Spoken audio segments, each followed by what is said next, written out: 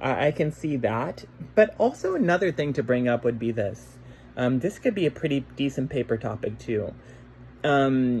Just if you have a gun in your house and somebody walks in your house to break in and you shoot them, like in their face or in their stomach, you're going to go to prison. You're going to do time. And the reason why is most states have this. Most states, you have to show defense. You have to show that you're defending yourself. I'm sorry, let me get that. I'm kind of tired right now. Okay. So if they broke in your house and they were leaving and you shot them in the back, you're going to go to prison. Sorry. You would go to prison because you have to show you were defending yourself. You have to show they were approaching you, they were trying to hurt you. You have to have reasonable evidence for that. If you shoot somebody in the back, there's no way you could say you were trying to defend yourself. So just because you have a gun and it's in your house doesn't mean you can use it to defend yourself anyways. You might get in trouble for it if your state doesn't have a standard ground law. Let's see. Some other things that are very great about this chapter would be... I really like page 29. I like the bottom of 29, and I think this is a really good point. Sometimes you hear stories about children getting their hands on guns and they shoot themselves or somebody else, and it's very sad. There's a situation, I forget where it was, but a kindergartner, a 5-year-old took his dad's gun to school.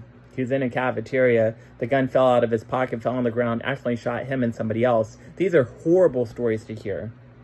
Or you hear about hunting accidents where somebody is out hunting a deer and they accidentally shoot somebody else. You do hear those stories. Those are rare, though. And I like what the chapter says. It says on page 30, the top paragraph, it says less than 3% of firearm fatalities are caused by accidents, and only a fraction of those involve pre-adolescent children. It says more children are killed in swimming pools than by guns every single year. So it is sad. It is sad that children die from guns. And if you have a gun, you should be responsible. A great paper topic is safe storage. If you own a gun, it should be locked up. Great topic. Or another good topic is guns cause accidents. Or you could argue that guns don't cause accidents. They're pretty rare. And I actually think that's a pretty good point because 3% is not that much. There are not that many children being killed by guns. It's very, very rare. And it'd be nice to get that down to 2.5, 1%, 0%. But in the grand scheme of things, most people are pretty responsible with their guns. Let's see. A couple other arguments that I really like. I hear these a lot, so we might as well just dive into them. On page 35, people try to make this argument, and I'm reconstructing this argument a bit because I'm constructing it into an argument I hear. People try to say that if you took guns away from people, people would use knives. And people would still find a way to kill somebody. If you want to kill somebody, you're going to find a way. And on page 35, it says this second paragraph, it says... nearly 2,000 people are murdered each year by means of knives, right? So you got about 2,000 people who are murdered by knives every year. And sometimes you hear stories about people being killed by knives. It does happen. But here's the thing. I think if you ban guns, I think that if you were able to do that, which we said before is not possible, but if you were able to do that, I don't know if the number of stabbings would go up. I mean, I think it would go up, but I don't think it would reach 30,000.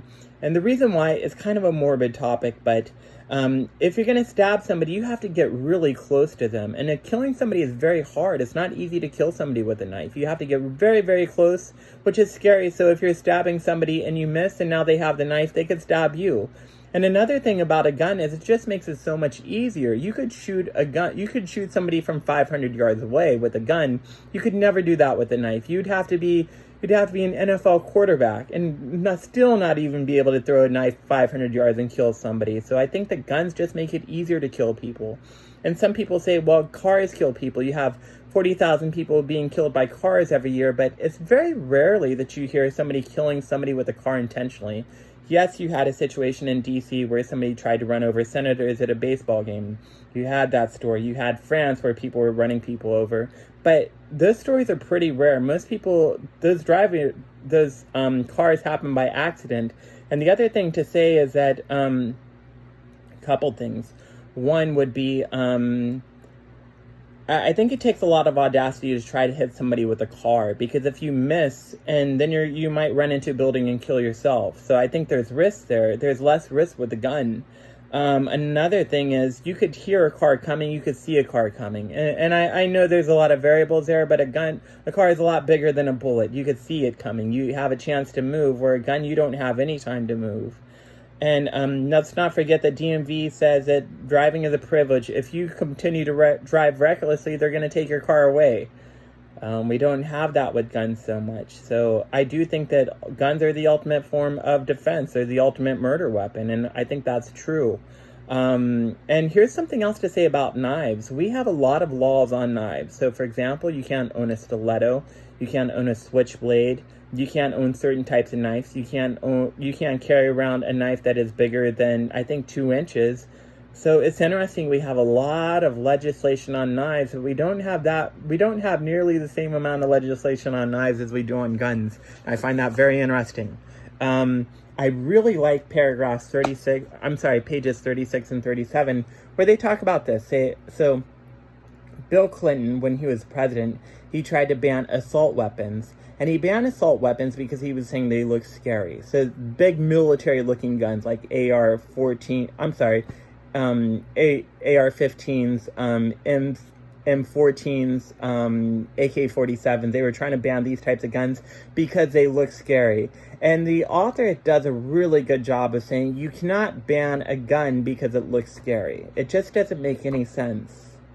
Because you could maybe ban a gun because of how many bullets it could fire, how fast it could fire, but you can't ban a gun because it looks scary, because any gun can look scary when it's pointed at you, regardless of how big it is.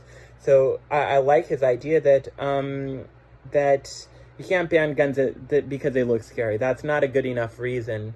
And he talks about dogs. He talks about Doberman Pinschers.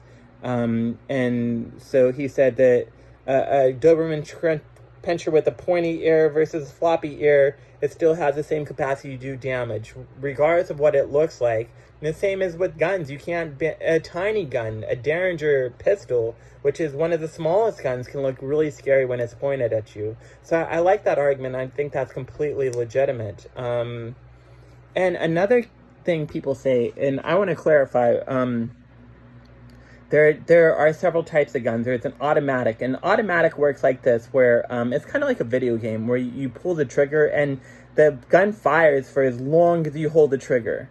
And then there's a semi-automatic. And what that does is you keep pulling the trigger, and it fires as fast as you can pull the trigger.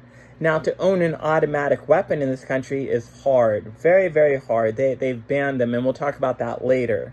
It's very, very hard. Now, some people say we should ban semi-automatic weapons. But I think that's challenging, because on page 37, they say that over 70% of all guns in this country are semi-automatic weapons. I'm horrible at math, but you figure it out. We got 280 million guns. 70% of those are semi-automatic weapons. You can't take those away, right? So I think that's a very valid argument. And I think we went over the major arguments from this chapter. So I know that there's a lot in this chapter. It takes time to read, but there are great statistics in this. There's also so many good paper topics, from you can't ban assault weapons to you can't ban semi-automatic weapons to 30,000 people are getting killed by guns every year, to defensive uses of guns, to there's so many great paper topics, how states pass their own laws, which makes it really hard to pass laws in the first place. There's a lot of very, very good paper topics in this chapter for you guys to use in your essays.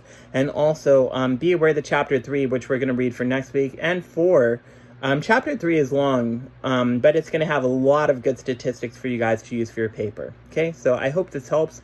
Hope this clarifies this topic for you guys. Thank you for listening.